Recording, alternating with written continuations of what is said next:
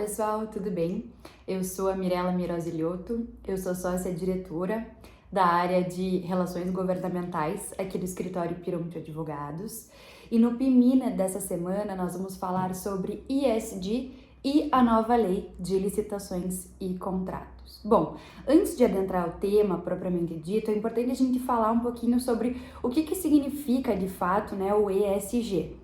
Muito mais do que essa sigla e do que dizer, sobre sustentabilidade ambiental, social e de governança, é a gente entender a temática envolta a esse tema. Então, quando a gente fala de ESG, a gente está falando de uma transformação cultural, mediante a implementação de padrões, práticas, políticas, procedimentos dentro de uma determinada empresa para que, de fato, ela tenha um direcionamento economicamente sustentável, passando por temáticas além daquelas temáticas puramente econômicas, batimento de metas, lucros, etc. A gente passa a abordar, então, a partir dessas novas práticas, políticas que envolvam outras temáticas, como direitos humanos e também meio ambiente. Compartilhando, então, dessa nova cultura proposta pelo ESG, a nova Lei de Licitações e Contratos passou a exigir uma postura diferenciada das suas partes interessadas, justamente com essa proposta de identificar o que essas empresas que contratam com o poder público podem construir de valor em relação ao meio ambiente, a práticas sociais e também de governança. Então, a nova Lei de Licitações e Contratos, ela introduziu dentro do seu diploma alguns incentivos para que a gente passe a identificar, dentro dessas empresas que se relacionam com o poder público, algumas dessas práticas. Então, para tornar essa nossa conversa aqui hoje mais concreta e prática, de fato, eu gostaria de trazer alguns exemplos, de alguns artigos da nova Lei de Licitações e Contratos que refletem essa ideia, abordada pelo ESG. O primeiro exemplo, então, consta lá no artigo 11, inciso 1º da nova Lei de Licitações e Contratos, que aborda a importância de se considerar o ciclo de vida do objeto para que, de fato, a proposta seja a proposta mais vantajosa, ou seja, que traga o resultado mais vantajoso para a contratação. Então, quando eu vou avaliar, de fato, qual que é a proposta a ser contratada, eu não vou considerar apenas o critério de julgamento adotado por aquela licitação ou as condições de habilitação incluídas no edital. Quando eu for fazer lá o meu estudo técnico preliminar, quando eu estiver avaliando determinada solução que eu pretenda contratar, eu vou considerar também, para a formação da proposta mais vantajosa, o que de inovação tecnológica, por exemplo, determinado objeto pode ter para que, de fato, o ciclo de vida, a proposta ali seja mais vantajosa considerando o seu ciclo de vida. Então, se eu penso, por exemplo, a curto prazo, determinado objeto, se não tem determinado aspecto tecnológico, ele pode ter um preço mais barato, ele pode custar mais barato, mas a médio e a longo prazo, considerando o prazo de execução do contrato, talvez valha mais a pena investir um pouco mais, ou seja, que o preço seja um pouco mais elevado, mas que durante a execução do contrato eu não tenha tantos problemas, eu não tenha que realizar tantas manutenções, especialmente considerando então esse ciclo de vida do objeto. Eu não vou olhar mais só para o preço a curto prazo, por exemplo, eu vou considerar todo o ciclo de vida de determinada solução para que, depois quando eu for elaborar o meu termo de referência e o meu edital, eu tenha de fato um objeto que tenha o seu ciclo de vida mais aderente para a contratação da proposta mais vantajosa. Um segundo exemplo são os incentivos que a nova Lei de Licitações e Contratos traz em relação a, por exemplo, a implementação de programas de integridade das empresas que se relacionam com o poder público. A gente já abordou esse tema aqui no PIMINA, então vou falar rapidamente, porque a nova lei, ela exige a implementação de programas de integridade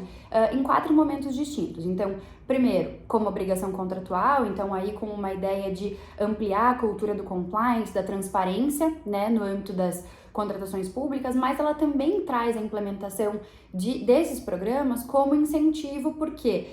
trata-se de um mecanismo de desempate, ou seja, dentro dos critérios de desempate, a possuir um programa de integridade pode ser um critério de desempate, Além disso, é um instrumento que vai ser utilizado na análise de aplicação de sanção, ou seja, o fato da empresa possuir um programa de integridade pode reduzir eventualmente alguma sanção, ou seja, ali na dosimetria da sanção,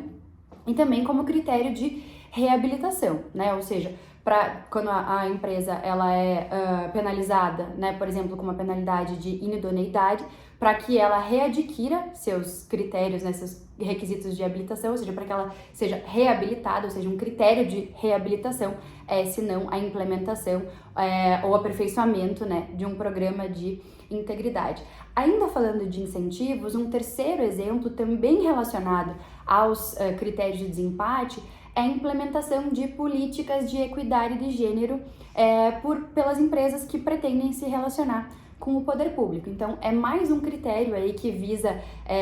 a implementação, a adoção de práticas e padrões de desenvolvimento, né, de políticas que impactem aí socialmente determinada empresa, em prol, então, aí desses reflexos do ESG. Também nesses critérios de incentivo, né, e ainda falando sobre os critérios de desempate, a nova lei de licitações e contratos, ela também aborda incentivos e privilégios para empresas que investam em pesquisa e desenvolvimento tecnológico no país, né, aqui no Brasil, e também que comprovem ações que mitiguem eventuais danos ambientais. Então a gente percebe mais uma vez os reflexos aí tanto sociais, ambientais e também de governança, ou seja, os reflexos do ESG nesses incentivos trazidos pela nova lei de licitações e contratos. Também a nova lei de licitações e contratos, como um quinto exemplo dessa concretude, né, e dos reflexos do ESG, aborda a questão da reserva de vagas, ou seja, a gente percebe o impacto do S, né, aqui, ou seja, de práticas e políticas sociais, porque lá no artigo 25, parágrafo 9º, há a possibilidade de reserva de vagas, né, ou seja, o edital ele pode introduzir dentro da sua disciplina que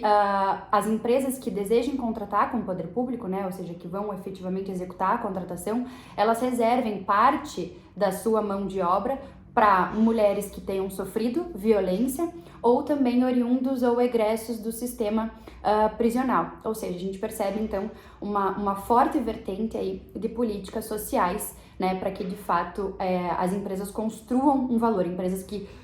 contratem com o poder público tragam esse valor aí do S dentro das suas práticas, né? E por fim, pessoal, depois de falar desses 5 exemplos práticos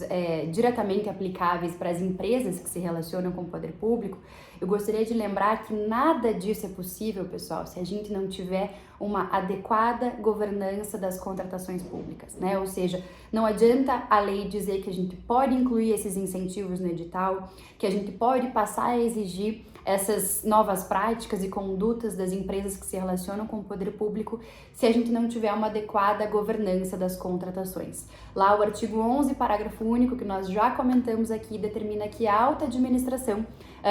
da administração pública, né, ou seja, as autoridades competentes devem implementar estruturas e processos que sejam aptas a avaliar, direcionar e monitorar as contratações públicas para que elas de fato se concretizem de acordo com aquilo que foi planejado. Eu não tenho como avaliar se determinado objeto, se a determinada proposta ela é a mais vantajosa, considerando o ciclo de vida do objeto, se eu não tenho um adequado planejamento da contratação. Eu não tenho como avaliar os programas de integridade implementados por empresas que se relacionam com o poder público, se eu não tenho uma estrutura interna de processo de avaliação desses programas implementados pelos parceiros privados. Eu não tenho como avaliar se determinada política de equidade de gênero está sendo de fato aplicada, se eu não tenho internamente mecanismos para isso. Então é extremamente importante que não só as empresas façam a sua tarefa de casa em relação a esses reflexos do ESG dentro de sua estrutura, mas também a própria administração pública. E aí, pessoal, como mensagem final, quando a gente pensa nos reflexos do ESG para as contratações públicas, especialmente aí abordados pela nova lei de licitações e contratos,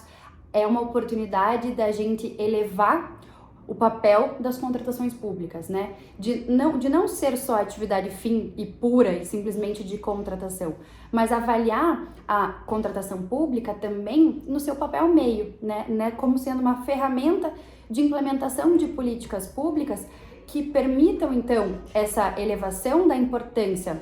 de temáticas de meio ambiente, de direitos humanos e também de governança. Eu espero que vocês tenham gostado e caso vocês tenham alguma dúvida, fiquem à vontade para conversar com a gente. Até a próxima!